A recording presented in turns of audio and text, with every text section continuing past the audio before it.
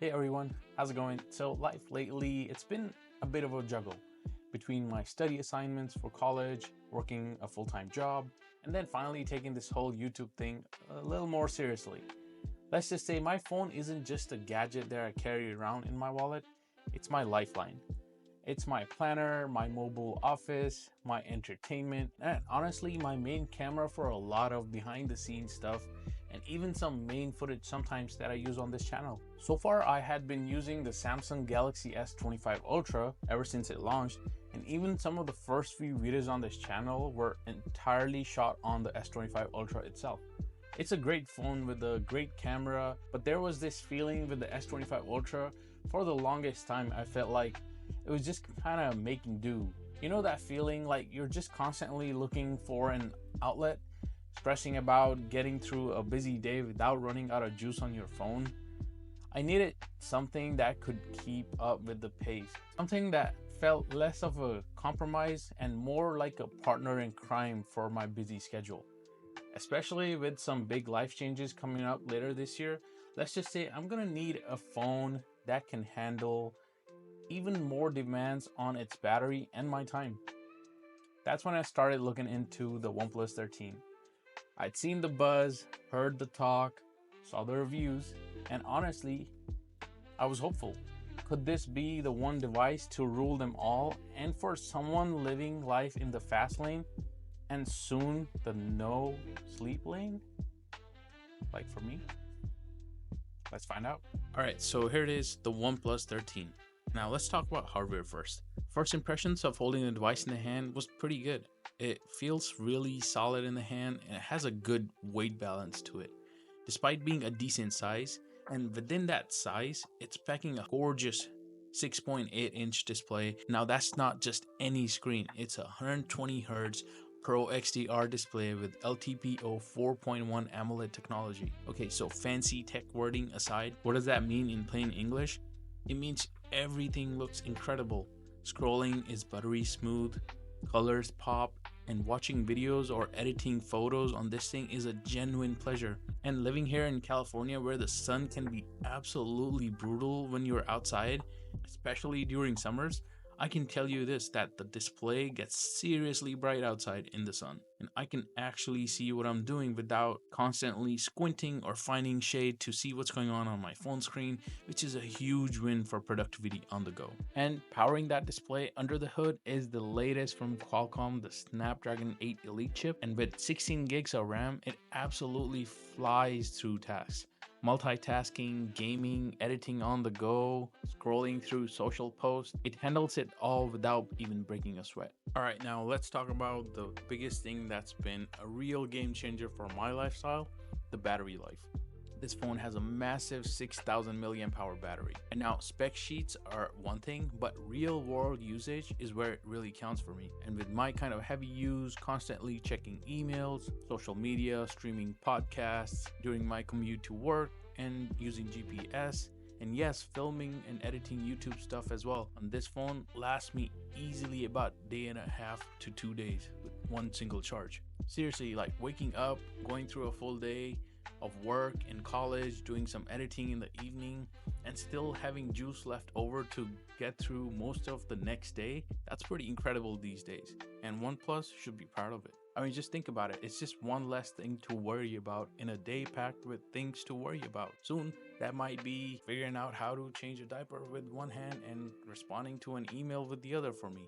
So battery life is only gonna get more and more critical. And I'm glad the OnePlus 13 doesn't really disappoint in this department. And even when you do need a top up, the charging is so fast.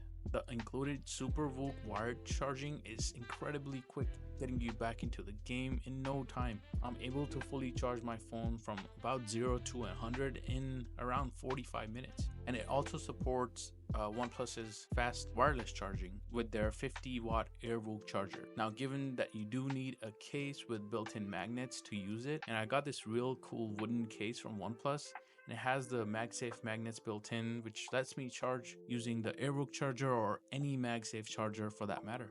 And shout out to OnePlus for making, I think, the coolest looking wireless charger that I've ever owned. It's got this little fan built in to keep the phone cool, and it gets super cold too. And I know this might sound like a small thing, but this shows that they're really thinking about the whole experience over here. Good job OnePlus on that. Alright, let's talk about cameras now. Now I gotta say, I'm really impressed with the cameras of the OnePlus 13. OnePlus has definitely been stepping up their camera game, and with the OnePlus 13, it really shows. We're looking at a triple lens setup, a main 50 megapixel camera with OIS, a 50 megapixel ultra wide, and another 50 megapixel telephoto lens with 3x optical and 120x digital zoom. It also has a 32 megapixel front facing camera, and it takes really nice selfies, and it also allows you to shoot 4K 60 video with the front facing camera itself. The photos with the main camera are really impressive. Colors are pretty vibrant, details are really sharp, and the flexibility of having the ultra wide and the telephoto is really fantastic for getting different perspectives. They also talk about AI zoom capabilities on their website, and while I'm not doing crazy deep dives into every single AI feature in this video, but I've noticed that even when I push the zoom beyond its optical limit, the results are actually really surprisingly good. It definitely helps when I'm trying to grab a quick shot of something far away without being able to get closer to the object. And for all the other stuff, quick snaps for Instagram stories or WhatsApp group photos, this camera is going to be more than enough and won't disappoint at all. Now, I have to keep it real with you guys. No phone is perfect. And while the OnePlus 13 has genuinely made my busy life a lot easier in many ways, it's not without its own frustrations. There are a couple of things that honestly really bug me about this device. The first one is something that, as a phone enthusiast, really grinds my gears.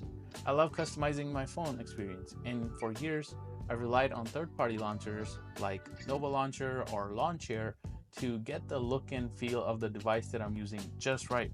But on the OnePlus 13, there's a noticeable, almost 1 second lag when I use the gesture to go back home with the third-party launcher active. It's not the end of the world, but it's just jarring to me. You expect a flagship phone with this kind of power to be instant and fluid in everything it does. And this little stutter every single time I go to my home screen is just annoying. It forces me back to the stock launcher if I really want a perfectly smooth experience. Which is a shame, because the whole idea of using an Android phone over an iPhone is because you have way more customization options. Now, I don't know if it's on purpose or if it's a bug, but the same launcher with the same settings doesn't have any issues on the Galaxy S25 Ultra.